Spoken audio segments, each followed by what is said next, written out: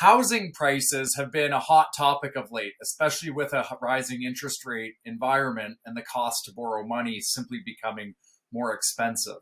The housing market has cooled over recent months, but there's something key to remember. If you've owned your house for a period of time, say longer than 18 months, it's probably gone up in value, which means your net worth has gone up in value. But it comes with a catch. It's what you'd call a paper gain.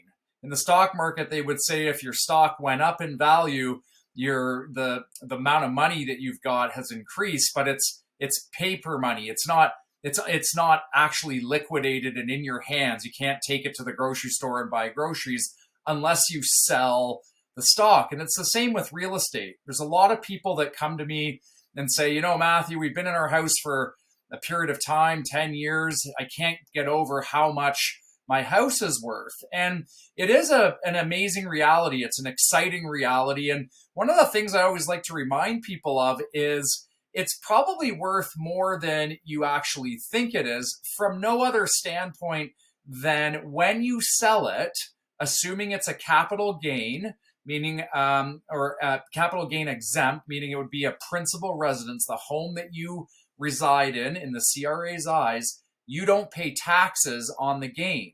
So an example of that is if you sold a stock in the stock market and you made money on it, you'd have to pay taxes on it. If you sell your house, you don't, at least not yet.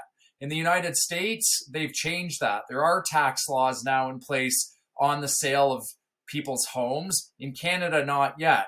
Parliament has talked about it. It's an easy topic.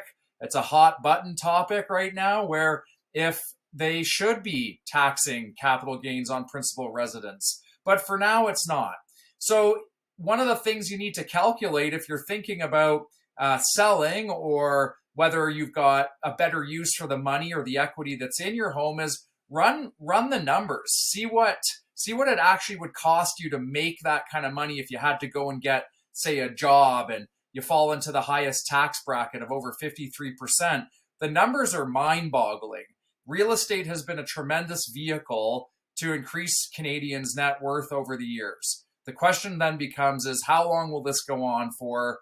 What does the mid to long-term interest rate environment look like?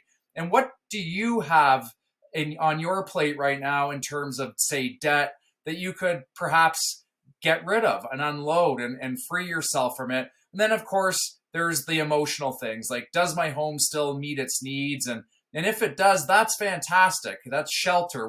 That's a human need. But if you're kind of sitting there and your home doesn't quite fit the needs of the past, today might be an absolutely amazing time to unlock your equity, turn it into cash, and get ahead of a rising interest rate environment, which, if history does tell us anything, it means that housing prices should come off.